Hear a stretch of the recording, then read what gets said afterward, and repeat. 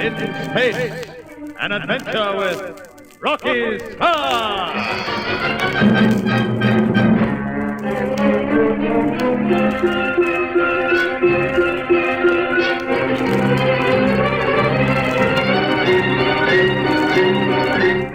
The Streak has been seriously weakened by a stray meteorite that passed right through her hull. So while the Taurus streaks far ahead of them for distant Saturn, Rocky, Di, and Mitch have had to reduce speed and clamber out on the hull to make repairs. As they work, there is a sudden explosion. Through the intercom, Di reports that one of her oxy cylinders has burst and blown her away into space. Then the radio goes dead. Hurrying to the airlock, Rocky makes his way inside the ship. Mitch follows and finds him on the control deck, swinging the direction aerial of the visi-screens. What are you doing, Rocky? Before long, she'll be out of sight, Mitch. I'm going to get a bearing on the screen. Well, you're not going to try and follow her in the Streak. Well, not if you say the vibration from the deflector blast had split it in two. But it would, Rocky. But are you sure? Oh, giggling grasshoppers. Do you think I wouldn't take a chance with the old crate for Di's sake if I thought it'd help her? Ah, there she is. I've got her on the screen. Poor kid. Hey, couldn't we blast after her with ray guns or something? Bearing 193. 193, I'll note that. No, she's too far, Mitch. You'd reach her, but it'd take so much power getting that far, there wouldn't be enough left to blast you back. We better get that repair done, but fast. Yes. This has given me a bearing that we can follow to find her. Come on, Mitch. We've got to work faster than we ever have before.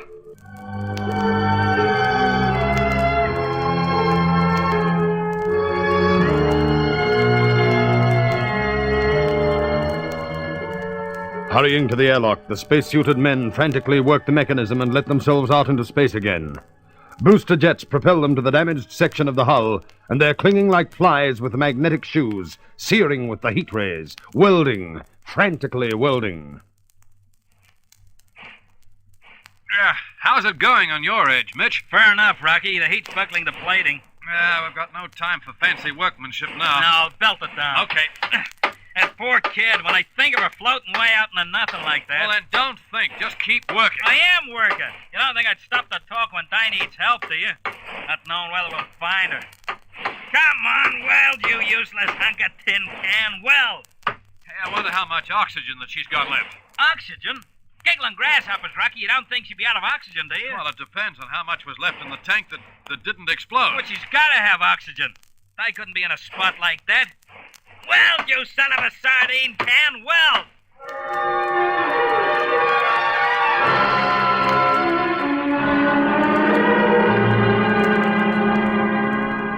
Working feverishly, the heat searing from the pistols in their gloved hands, Rocky and Mitch strain to get the job done. Slowly, the great repair is welded together. Then at last it's done, and they're blasting themselves back to the airlock, stripping the spacesuits off. They hurry to the control deck again. Rocky bends anxiously over the telescreen, but the tiny speck that was Di cannot be seen. Lost her. She's not there, Rocky. Oh, she's out there somewhere, Mitch. She's out of range, that's all. That's all? Bearing 193. Watch it. I'm changing course. Get cracking, Rocky. Don't worry about me. Firing deflector rockets. Only hope that patch we've made stands up to the strain. All right, watch the warning lights. Tell me if you see the faintest flicker. Righto, Rock. 193. She should be on this course somewhere. She's just got to be on this course. How's the ship taking it? There's no warning so far. Hull seems okay. At least that's something. Swing that aerial and cover every bit of space ahead of us. Right. If we can get her on the telescreens, we'll find her, Mitch. We've got to get her on that screen.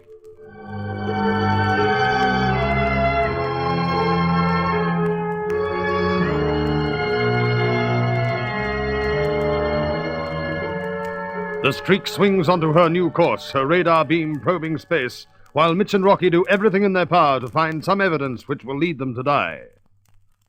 Meanwhile, Taurus, the ship they're supposed to find, is rushing ever nearer Saturn. On her control deck, immersed in a confusion of electrical equipment, Paul is working. Oh, I wondered where you had gone. What are you doing?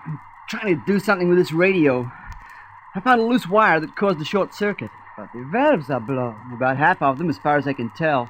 Then what do you hope to do with it? I'm not sure I can do anything yet, Ivan. But I've got an idea that may be worth trying. What's that? Well, at the moment, we can't send messages and we can't receive any. Both parts of the equipment are done. But I might be able to get enough bits out of this lot to fix one or the other. I did not realize you knew anything of radio. That was a hobby of mine when I was a kid. I mightn't get anywhere, but it's worth trying, don't you think? Which will you repair? The transmitter? Looks like I'll only have the stuff for the receiving end. Oh, I hoped for a moment we might be able to send a message if you succeeded. Well, at least we may be able to hear if anyone's looking for us. But don't rely on it yet. I'm not promising anything. Leave it off for a moment and come over here to the magnifier screen. I want to show you something. All right. I will switch on the image.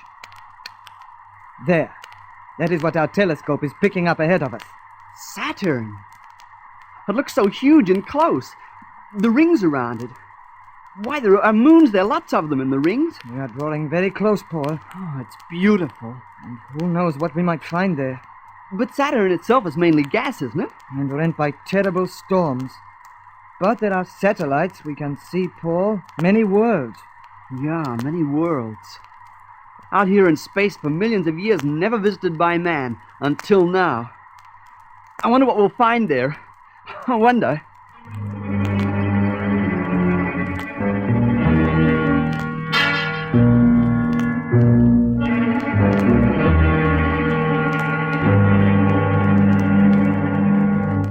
Paul stands gazing at the unexplored mysteries on the screen with fascinated eyes. But far away across space, two men gaze at another screen. And there is hopelessness in their gaze. It's no good, Rocky. There's not a sign of her. Screen doesn't show a thing. Oh, Mitch, we've got to find her somehow. I can't figure why the radar hasn't picked her up. While we were repairing the street, we must have drifted further beyond her course than I allowed for. Yeah, she's out there somewhere, beyond the range of our radar. Beyond the... You mean right out of range? Oh, Mitch, it just must be that. It must be that, or we'd have picked her up. And to think the radar boys were all set to fit a super radar to this tub, and we had to leave in too much of a hurry to wait for it. Yeah, I know. Don't bring that up. Now, Listen, what are we Mitch, gonna do? I'm going to risk changing course again. I'm afraid of losing her completely, but, well, I'll just have to do it. If only there was something to go on, and instead of just endless nothing. Well, according to my course calculations, she must be somewhere in that area over there. That is, if I'm right. Oh, look, if we hadn't have been such a rush, if we'd only waited for that radar... Yeah, I know. Rocky! Hey, what? Wait a minute, I've got an idea. Yeah, what? Well, remember when our radio went dead? Yeah. We couldn't hear her voice, so we thought the whole thing was jinxed. Yeah, that's right, yeah. Well, I just remembered.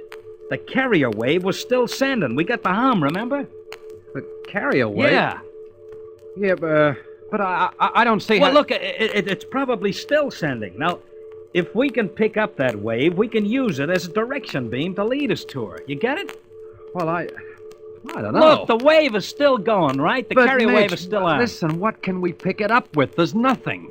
Well, we'll just have to make something. Make something? Oh, Mitch, I don't Look, see... I'm trying to work it out, Rocky. Take it easy. Now, look, take a sonic circuit, right? Yeah. Pass it through an electromagnetic field. Yeah, all right. Now, then we get some extra rectifiers. Yeah. Use double transformer output. You following me, all right?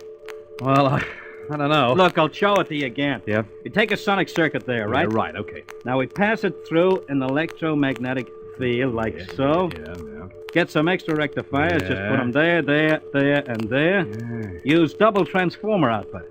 Now, Rocky, I think I might do it. Huh. What, Mitch?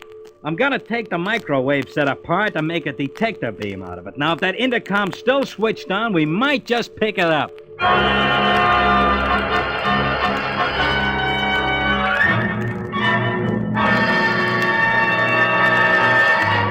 Working feverishly, he cuts away wiring. Ruthlessly, he tears out electronic parts.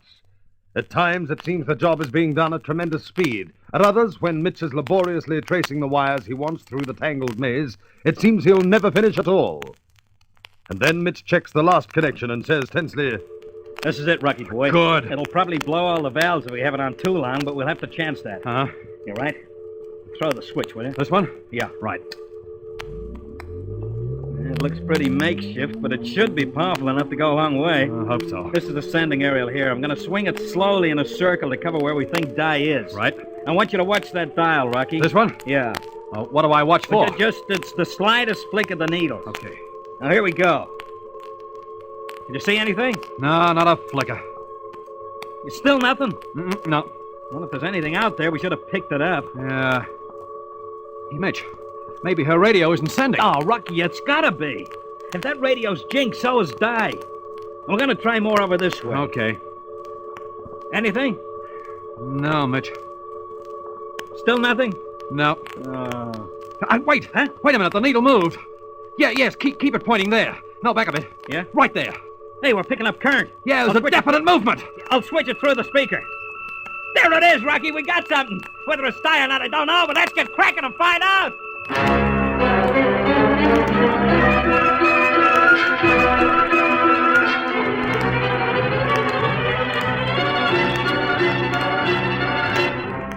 Rocky listens to the thin peep of sound mixed with the continuous radio signals transmitted from the stars, then jumps for the controls. Will it really lead them to Di? And if it does, will she be alive?